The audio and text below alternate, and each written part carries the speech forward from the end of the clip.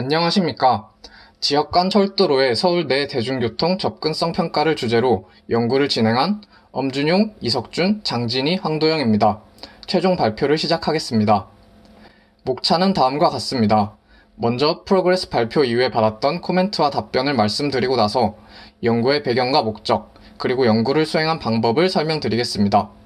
다음으로 연구를 통해 도출한 결과를 소개하고 취약 지역에 대한 해결 방안을 제시하고 나서 연구의 한계점과 기대 효과를 말씀드리며 마무리하겠습니다. 프로그레스 발표 이후에 제시해주신 코멘트 중 몇 가지에 대한 답변을 말씀드리겠습니다. 먼저 저희가 제시했던 키 퍼포먼스 인덱스인 TA분의 TT에서 분자의 대중교통 통행시간은 중앙값, 그리고 분모의 자동차 통행시간은 최소값을 사용하였는데 분자와 분모 모두 최소값 또는 모두 중앙값을 사용하는 것처럼 포맷을 통일하는 것이 좋겠다는 코멘트가 있었습니다. 대중교통 통행시간은 양 극단의 아웃라이어 제거를 위해 중앙값을 사용하였으며 자동차의 통행시간은 거리를 대신하는 값이므로 최소값을 사용하였습니다. 보다 자세한 답변은 발표를 진행하며 말씀드리겠습니다. 다음으로 광역 대중교통 허브와 관련된 내용입니다. 본 연구의 주제를 지역 간 철도와의 접근성을 평가하는 것으로 설정하였는데 이에 대하여 고속버스와 시외버스, 비행기, 그리고 SRT 등 여러 광역 대중교통수단 중 어느 것까지 고려할지에 대한 코멘트가 있었습니다. 저희는 한꺼번에 다양한 교통수단을 고려하는 것보다 더 세부적인 분석을 위하여 최종적으로 광역권을 잇는 철도만을 연구 범위로 설정하였습니다. 경상도로 가는 경우 노선이 서울역에 몰려 있어 용산역과 영등포역을 고려하는 것의 적절성에 대한 의견이 있었습니다. 실제 수요를 조사해본 결과 서울역이 가장 많기는 했지만 용산역과 영등포역 역시 무시할 수 없는 수요를 가지고 있었습니다. 이에 대해 가중치를 부여한 방법에 대해서는 연구 결과와 함께 소개하겠습니다. 또한 교수님께서 연구가 다소 폭넓게 진행되는 측면이 있어 개선 방안을 도출할 때 특정 범위에 집중하는 것이 좋겠다고 말씀해 주셨습니다. 따라서 저희는 연구 결과와 기대 효과를 도출할 때 셔틀버스를 중심으로 분석해 보았습니다. 이외에도 작성해 주신 다양한 코멘트를 통해 연구 진행에 많은 도움을 얻을 수 있었습니다. 감사합니다. 연구의 배경과 목적에 대해 말씀드리겠습니다. 2004년 4월 KTX가 개통한 이후 각 대도시권을 잇는 광역교통수단으로서 철도의 수요는 꾸준히 증가하였고 2019년 3월 기준 1일 평균 약 18만 명, 연간 약 6,700만 명의 이용객이 있습니다. 또한 철도 인프라가 발달되며 서울에서 부산까지 2시간 15분, 용산에서 광주 송정까지 1시간 31분 만에 갈 수 있게 되어 이는 전국을 반나절 생활권으로 만드는 데 큰 기여를 하였습니다. 이는 철도로 연결된 도시와 그 주변 지역 경제에 새로운 활력을 불러일으켰고 앞으로도 거대 도시권역 형성 가속화에 따라 신속하고 편리한 철도의 수요는 지속적으로 증가할 것으로 예상됩니다. 또한 KTX뿐만 아니라 새마을호와 무궁화호 등 철도 전체 연간 여객 수송량은 2019년 기준 약 1억 4,600만 명으로 철도는 전국을 잇는 광역 대중교통의 큰 부분을 담당하고 있습니다. 이렇게 철도는 좋은 이동성을 가지고 있는 반면 편제성이 낮아 탑승을 위해서는 서울역, 용산역, 청량리역 등의 허브로 이동해야 합니다. 만약 서울시 내에 위치한 임의의 출발지로부터 허브까지의 통행이 불편하다면 허브로서의 의미가 퇴색되어 광역 대중교통인 철도의 장점을 충분히 살릴 수 없을 것입니다.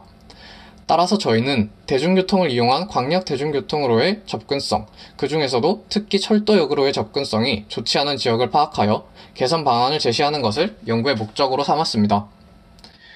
연계 취약 지역을 선정하기 위해 다음과 같은 기준을 수립하였습니다. 먼저 통행자가 서울에서 다른 광역권으로의 통행을 위해 철도를 이용하고자 할 때 기차역까지는 대중교통을 이용하여 통행합니다.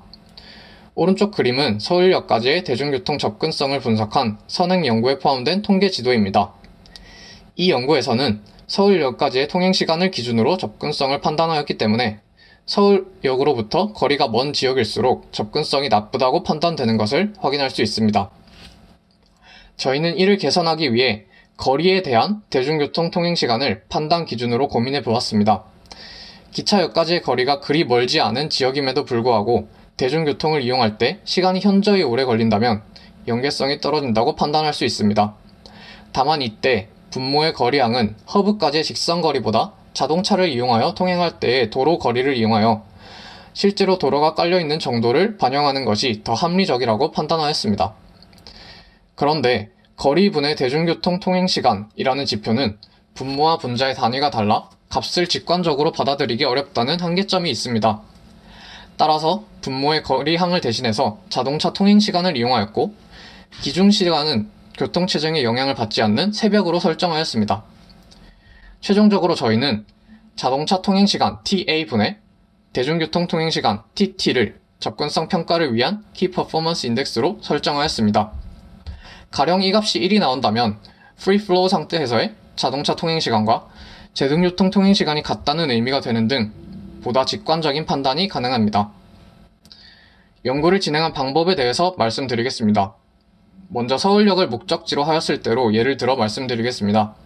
Key Performance Index에서 분자에 해당하는 대중교통 통행시간을 구하기 위하여 2017년 5월 16일 하루 동안의 트립체인 스마트카드 데이터 중 목적지가 서울역 및 약 150m 이내의 버스 정류장 및 환승센터인 것을 추출합니다.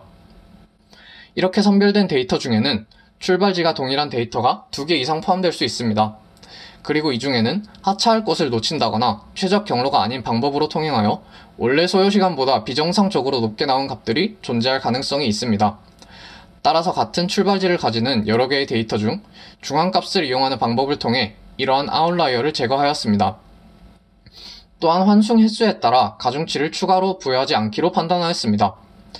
환승하는 시간 자체가 통행시간 데이터에 포함되어 있고 지하철에서 지하철로 환승하는 데이터는 스마트카드 데이터로 알 수 없어 이를 고려할 수 없기 때문입니다. 다음으로 분모에 해당하는 자동차 통행시간을 구하는 방법입니다. Tmap API 라이브러리에서는 자바스크립트를 이용하여 웹사이트에서 Tmap의 다양한 기능을 이용할 수 있도록 오픈소스를 지원하고 있습니다. 저희는 교수님의 도움을 받아 Tmap 경로 탐색 기능을 활용하여 자동차 통행시간을 구하였습니다. 통행자가 자동차를 이용할 때는 지도 앱의 추천 경로로 통행한다고 가정하였습니다. 앞서 말씀드린 것처럼 자동차 통행시간은 교통체증에 영향을 받지 않는 새벽 시간대로 설정하였고 2020년 5월 13일 오전 3시를 기준으로 하였습니다. 이를 통해 서울 내의 각 지하철역과 버스 정류장에서 기차역까지의 TA분의 TT 값을 타주로 설정한 행정동별로 평균 내었습니다. 다음 그림은 서울 내 424개 행정동의 서울역으로의 접근성을 나타낸 통계 지도입니다.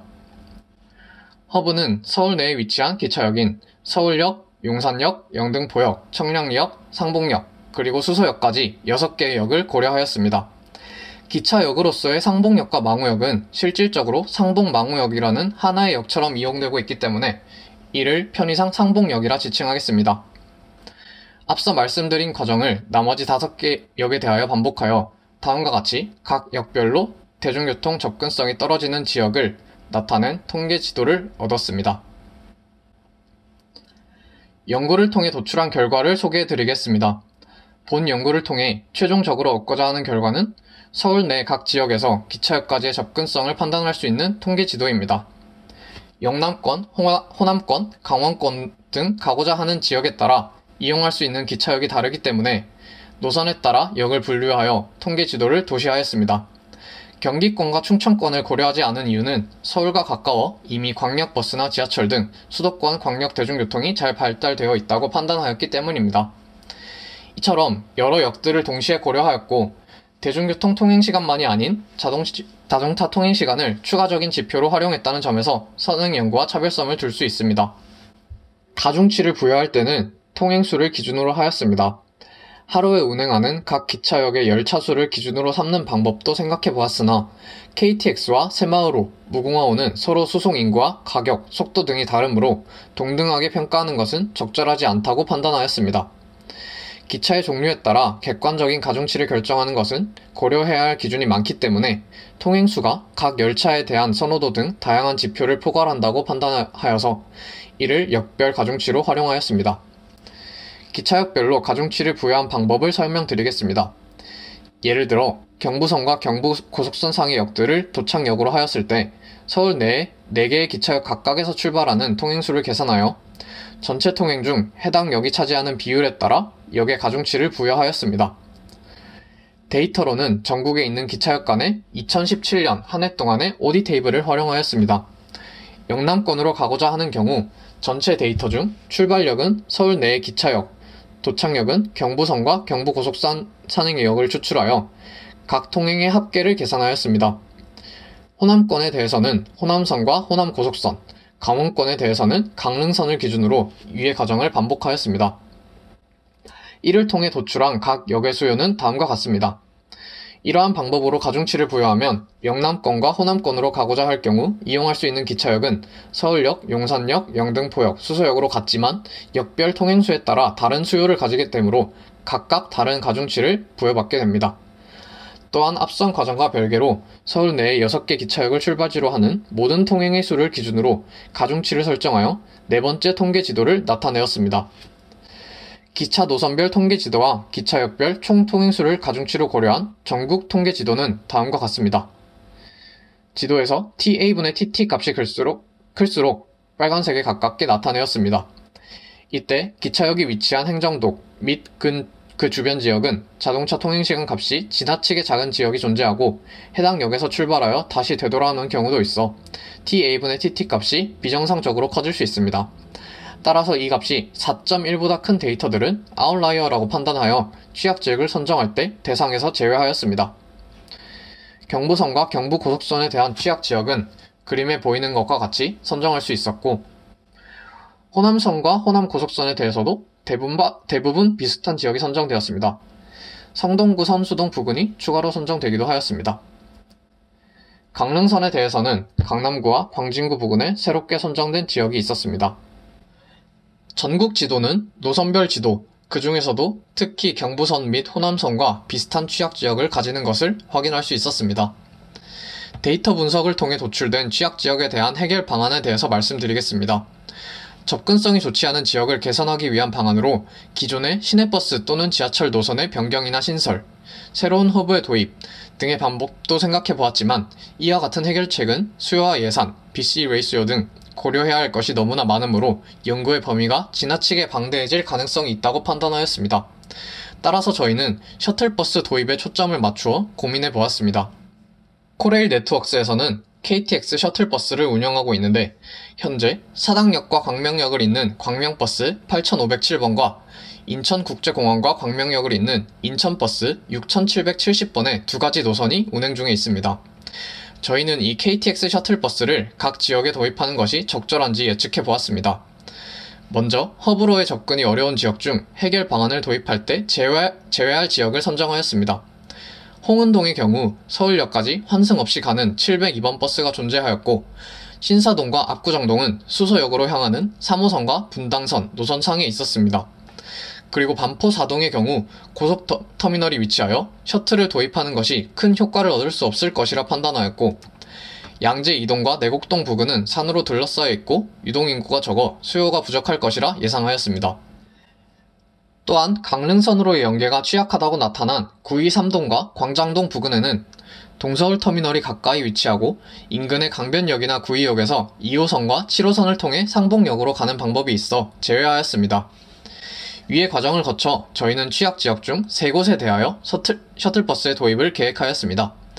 그중 첫 번째로 강릉선으로의 연계가 취약한 강남구 전역에 대한 해결 방안을 생각해 보았습니다.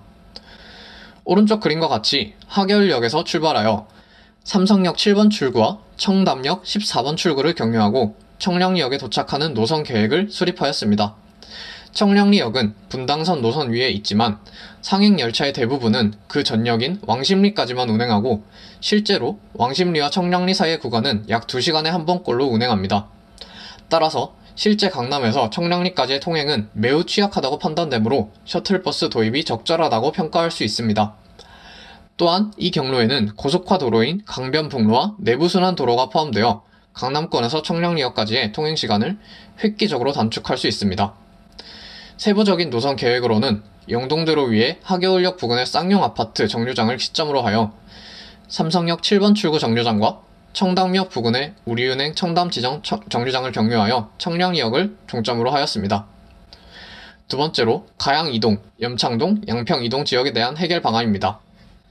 서울디지털대학교 서울 캠퍼스에서 출발하여 염창역 3번 출구를 거쳐 광명역으로 향하는 노선입니다. 경부선과 호남선 모두에서 취약지역으로 나타난 지역에 대하여 서울 내의 기차역 대신 광명역을 종점으로 하는 방법을 도입하였습니다. 셔틀버스는 서부 간선도로와 서해안 고속도로를 통과하므로 많은 시간의 단축이 가능합니다.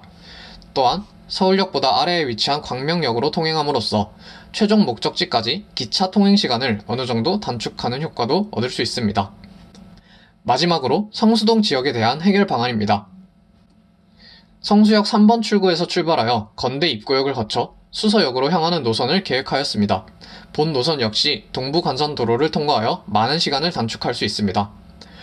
각 노선의 첫차와 막차는 기차역의 KTX 시간을 고려하여 첫차는 시점발 오전 5시, 막차는 종점발 자정 정각으로 설정하였습니다. 배차 간격과 운행요금은 기존의 셔틀버스 8,507번의 사례를 참고하였습니다. 먼저 배차 간격은 평일 7에서 10분, 주말 10에서 15분으로 결정하였습니다. 또한 버스 운행요금은 8,507번 버스의 경우 약 18.7km를 운행하고 강남순환로의 통행료 1,700원이 부과되기 때문에 셔틀 가격이 2,800원이었습니다. 따라서 통행료가 없고 이동거리가 각각 14km, 22km, 10.3km인 세 셔틀 노선의 가격은 2,000원, 2,500원, 1,800원으로 설정하였습니다. 마지막으로 연구의 한계점을 분석하고 연구의 향후 기대 효과에 대하여 말씀드리며 마무리하겠습니다. 먼저 하루치의 스마트카드 데이터를 사용하였기 때문에 역별 수요가 충분하지 않았습니다. 데이터가 빈 역도 존재하였고 하나의 역 안에서도 편차가 발생하여 적절한 수치를 결정하는 데 어려움을 겪었습니다. 또한 2017년에 오디 테이블을 활용하였는데 SRT의 개통 시점이 2016년 12월이므로 현재의 수요는 이와 차이가 있을 것이라 예상됩니다. 연구를 통해 다음과 같은 기대 효과를 얻을 수 있습니다. 서울 이외의 지역에서 광역 대중교통과의 연계성을 평가하는 연구의 참고 자료로서 본 연구의 결과물을 활용하고 해당 지역의 개선 방안을 도출할 수 있습니다. 또한 미래의 새로운 허브 도입 시 대중교통과의 연계성을 고려하여 위치 선정을 하기 위한 지표로서 활용될 수 있을 것입니다. 이상으로 발표를 마치겠습니다. 감사합니다.